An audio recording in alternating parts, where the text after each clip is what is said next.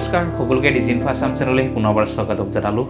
ইতিমধ্যে SIR শেষ হ'ল আৰু SIR শেষ হোৱাৰ পিছত অহাকালি যিটো ফাইনেল লিষ্ট যিটো ওলাব লাগে ভোটাৰ লিষ্টৰ এই ফাইনেল লিষ্টটো অহাকালি প্ৰকাশ পাব আৰু অহাকালি যিটো ফাইনেল লিষ্ট প্ৰকাশ পাব SIR এই SIR আপোনালোকৰ নাম থাকিবনে নাই ভোটাৰ লিষ্টত। যদি নাম নাথাকে তেতিয়াহ'লে আপোনালোকে কি কৰিব লাগিব, কাৰণ ইতিমধ্যে চাওক যেটো SIR হল SIR নামত কিন্তু লাখ লাখ মানুহৰ নামত নাম ডিলিট কৰাৰ কাৰণে ইতিমধ্যে হেয়াৰিং হল। তাৰ পিছত অনলাইনৰ জৰিয়তে তেওঁলোকে ফৰ্ম 7 ফিল আপ কৰা হল। অনলাইনৰ জৰিয়তে তেওঁলোকে বুট ডিলিট কৰাৰ যেটো চেষ্টা কৰিলে এই সকলোখিনি শেষ হোৱাৰ পিছত এতিয়া ফাইনেল লিষ্ট কিন্তু অহাকালি প্ৰকাশ পাব। এতিয়া এই যেটো ফাইনেল লিষ্ট প্ৰকাশ পাব অহাকালি এই লিষ্টত যদি আপোনালোকৰ নাম নাথাকে তেতিয়াহ'লে আপোনালোকে কি ব্যৱস্থা ল'ব পাৰিব এই সকলোখিনি আপোনালোকক জনাম। আৰু যদি ভোটাৰ লিষ্টত নাম আছে তেতিয়াহ'লে আপোনালোকে কেনেদৰে চাব এই বিষয়ে আপোনালোকক জনাম।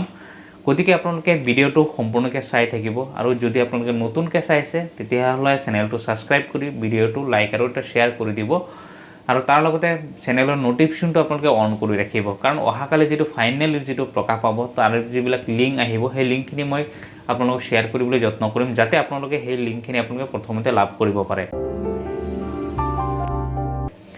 ইতিমধ্যে চাওক যেটো হেয়াৰিং হল বা যেটো SIR হল, SIR নামত যিখিনি মানুহৰ হাৰাশাস্তি কৰা হল, হাৰাশাস্তি কৰাৰ পিছত কিন্তু ফাইনেল লিষ্ট অহাকালি প্ৰকাশ পাব। এই ফাইনেল লিষ্টত যিখিনি মানুহৰ নাম আহিব তেওঁলোকেহে কিন্তু 2026 চনৰ যেটো ইলেকশ্যন হ'ব সেই ইলেকশ্যনত তেওঁলোকেহে ভোট দিব পাৰিব আৰু যদি নাম নাথাকে তেতিয়াহ'লে কিন্তু তেওঁলোকে ভোট দিব নোৱাৰিব। এতিয়া ইম্পৰ্টেণ্ট যেটো হৈছে যে আপোনালোকৰ যদি নাম নাথাকে তেতিয়াহ'লে আপোনালোকে কিন্তু বিশেষ ব্যৱস্থা আপোনালোকে ল'ব পাৰিব। তাৰ কাৰণে ইলেকশ্যন অফিচাৰে ইতিমধ্যে এই গাইডলাইনটো ইতিমধ্যে দিছে আৰু যদি নাম আছে বা আপোনালোকৰ যেটো অহাকালি যেটো ভোটাৰ লিষ্ট প্ৰকাশ পাব সেইটো আপোনালোকে কেনেদৰে চাব ইতিমধ্যে চাওক। ইতিমধ্যে ইলেকশ্যন অফিচে ইতিমধ্যে তাৰ গাইডলাইনবিলাক ইতিমধ্যে দিছে বা তাৰ যিবিলাক ৱেবছাইট আছে ৱেবছাইট ইতিমধ্যে দিছে। তাত আপোনালোকে চাব পাৰিব যে voterlist.eci.gov.in আপোনালোকে এই ৱেবছাইটতো চাব পাৰিব। তাৰপিছত ceoassam.nic.in আপোনালোকে ইয়াতো চাব পাৰিব বা আপোনালোকৰ হাতত যদি এণ্ড্ৰইড মোবাইল আছে এনেকুৱা মোবাইলত আপোনালোকে চাব পাৰিব। আপোনালোকে নিজে নিজে চাব পাৰিব যে আপোনালোকৰ নাম আছে নে নাই, কাৰণ ইতিমধ্যে বহুত মানুহৰ লাখ লাখ মানুহৰ নাম ইতিমধ্যে ডিলিট হৈছে, বহুতৰ এনেকুৱা প্ৰব্লেম হৈছে। গতিকে আপোনালোকৰ নাম ডিলিট হৈছে নেকি সেইটো আপোনালোকে জানিবলৈ হ'লে আপোনাৰ হাতত যেটো মোবাইল আছে আপোনালোকে এই মোবাইলটোত আপোনালোকে প্ৰথমতে প্লে ষ্টৰত গৈ এটা ভোটাৰ হেল্পলাইন যেটো এপছ আছে আপোনালোকে এইটো ডাউনলোড কৰিব বা আপোনালোকে ECI নেট বুলি যেটো এপছ আছে আপোনালোকে এই এপছটো আপোনালোকে ডাউনলোড কৰি ল'ব। এপছটো ডাউনলোড কৰিলে আপোনালোকে সম্পূৰ্ণ ডিটেইলছ আপোনালোকে ইয়াতে চাব পাৰিব যে আপোনালোকৰ ভোটাৰ লিষ্টত নাম আছে নে নাই বা আপোনালোকৰ নাম কি হৈছে, ডিলিট হৈ গৈছে নেকি বা নট ফাউণ্ড আহিছে নেকি আপোনালোকে চাব পাৰিব। যেতিয়া আপোনালোকে এই এপছটো যেতিয়া লগইন কৰিব তেতিয়া আপোনালোকে ইনষ্টল কৰিব। প্ৰথমতে ইনষ্টল কৰি পেলাই আপোনালোকে লগইন কৰিব, যিকোনো মোবাইল নাম্বাৰ দি আপোনালোকে এটা লগইন কৰি ল'ব। লগইন কৰাৰ পিছত আপোনালোকে ইয়াত লিখা আছে চাওক চাৰ্চ ইউৰ নেম। আপোনালোকে এইটোত যেতিয়া ক্লিক কৰিব তেতিয়াহ'লে আপোনালোকে ইয়াত চাব আপোনালোকৰ যেটো ইপিক নাম্বাৰ যেটো বিচৰা হৈছে আপোনালোকে এই ইপিক নাম্বাৰটো দিয়াৰ লগে লগে আপোনালোকে ইপিক নাম্বাৰটো দি পেলাই যেতিয়া চাৰ্চ কৰি দিয়ে তেতিয়াহ'লে ইয়াত ডিটেইলছখিনি আহি যাব। যদি ডিটেইলছ আহি যায় তেতিয়াহ'লে জানিব আপোনালোকৰ ভোটাৰ লিষ্টৰ পৰা নাম ডিলিট কৰা নাই, নামটো আপোনালোকে আছে এতিয়ালৈকে।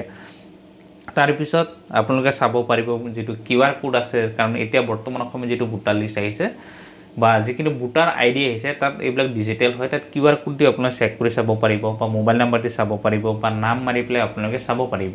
আপোনালোকে এই যি ECI নেট যি এপছ আছে আপোনালোকে এই এপছৰ দ্বাৰা আপোনালোকে চাব পাৰিব। যেতিয়া আপোনালোকে যেটো ইপিক নাম্বাৰটো দি পেলাই যেতিয়া চাৰ্চ কৰিব, চাৰ্চ কৰাৰ লগে লগে আপোনালোকৰ এনেকুৱা ডিটেইলছ আহি যাব। তাত নাম আছে নে নাই, বয়স কিমান আছে, কোনটো কেন্দ্ৰত আপোনালোকে ভোট দিয়ে এইখিনি আপোনালোকে আহি যাব।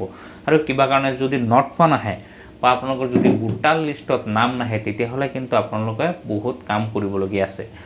এক নম্বৰ হৈছে চাওক, যদি কিবা কাৰণে আপোনালোকৰ ভোটাৰ লিষ্টত নাম নাহে তেতিয়াহ'লে প্ৰথম কাম আপুনি BLOৰ লগত যোগাযোগ কৰিব। আৰু BLOৰ লগত যোগাযোগ কৰি আপোনাৰ যেটো ইলেকশ্যন অফিচ আছে, ইলেকশ্যন অফিচ যেটো ডিষ্ট্ৰিক্টত ইলেকশ্যন অফিচ আছে বা যেটো সমষ্টিৰ ভিতৰত যেটো ইলেকশ্যন অফিচ আছে আপোনালোকে তাত গৈ প্ৰথমতে যোগাযোগ কৰিব লাগিব যে নাম অহা নাই। আৰু তাৰ কাৰণে ইতিমধ্যে এটা হেল্পলাইন নাম্বাৰো ইতিমধ্যে দিছে, সেইটো হৈছে 1950 হেল্পলাইন নাম্বাৰ আছে। আপোনালোকে ইয়াতো ফোন কৰি পেলাই আপোনালোকে যোগাযোগ কৰিব পাৰিব যে আপোনাৰ নামটো কিয় অহা নাই, কিয় ডিলিট কৰা হ'ল। আপোনালোকে এইখিনি জানি পেলাই সম্পূৰ্ণখিনি আপোনাৰ কাগজ পাতি লৈ আপোনালোকে ইলেকশ্যন অফিচত গৈ আপোনালোকে ছাবমিট কৰিব লাগিব বা ইলেকশ্যন অফিচত যাব লাগিব। সেইটো ইতিমধ্যে ইলেকশ্যন অফিচৰ পৰা ইতিমধ্যে এই ইনফৰমেশ্যনটো দিছে বা এইটো গাইডলাইন ইতিমধ্যে আহি গৈছে। যদি কিবা কাৰণে আপোনালোকৰ নাম ডিলেট হৈ গৈছে, কাৰণ অহাকালি যিটো ফাইনেল লিষ্ট যিটো ওলাব, আপোনালোকে প্ৰথমতে ডাউনলোড কৰিব। অহাকালি ডাউনলোড কৰি পেলাই আপোনালোকে ভোটাৰ লিষ্টটো প্ৰথমতে চাব যে তাত যদি নাম কিবা কাৰণে নাথাকে তেতিয়াহ'লে আপোনালোকে সোনকালে যোগাযোগ কৰিব ইলেকশ্যন অফিচত। ইলেকশ্যন অফিচত যোগাযোগ কৰি পেলাই আপোনালোকৰ যি ডকুমেণ্টছ বিচাৰে তেওঁলোকক ছাবমিট কৰিব লাগিব।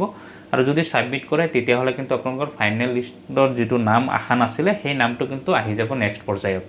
গতিকে আপোনালোকৰ যদি তেনেকুৱা কিবা প্ৰব্লেম হৈছে আপোনালোকে ভিডিঅ'ত কমেণ্ট কৰি জনাব। আপোনালোকে সেইখিনি ছল্ভ কৰিবলৈ যত্ন কৰিম যাতে আপোনালোকে আৰু কি কৰিব লাগিব। গতিকে অহাকালি যিটো ফাইনেল লিষ্ট ওলাব তাৰ কাৰণে আপোনালোকে চাব পাৰে যিটো NBSP পৰ্টেল আছে, আপোনালোকে ডিৰেক্ট NBSP পৰ্টেলত গৈ আপোনালোকে লগইন কৰি পেলাই তাতো আপোনালোকে ভোটাৰ লিষ্ট ডাউনলোড কৰি চাব পাৰে। তাত আপোনালোকে ইপিক নাম্বাৰ চাৰ্চ কৰি পেলাই আপোনালোকে চাব পাৰিব যে আপোনালোকৰ তাত নাম আছে নে নাই, আৰু তাৰ পৰা ডিৰেক্ট আপোনালোকে ভোটাৰ লিষ্টটো আপোনালোকে ডাউনলোড কৰিব পাৰিব। গতিকে আপোনালোকে যদি কিবা প্ৰব্লেম পায় আপোনালোকে ভিডিঅ'ত কমেণ্ট কৰিব, মই নেক্সট ভিডিঅ'ত আপোনালোকে সেইখিনি ছল্ভ কৰিম। আৰু অহাকালি যিটো ফাইনেল লিষ্ট ওলাব তাৰ যিটো লিংক আহে মই লিংকটো প্ৰথমতে আপোনালোক দিবলৈ মই যত্ন কৰিম। সেইকাৰণে আপোনালোকে ভিডিঅ'ৰ নটিফিকেশ্যনটো আপোনালোকে অন কৰি ৰাখিব, তেতিয়াহ'লে যেতিয়াই মই ভিডিঅ' আপলোড দিম সেইটো আপোনালোকে প্ৰথমতে জানিব পাৰিব। ধন্যবাদ।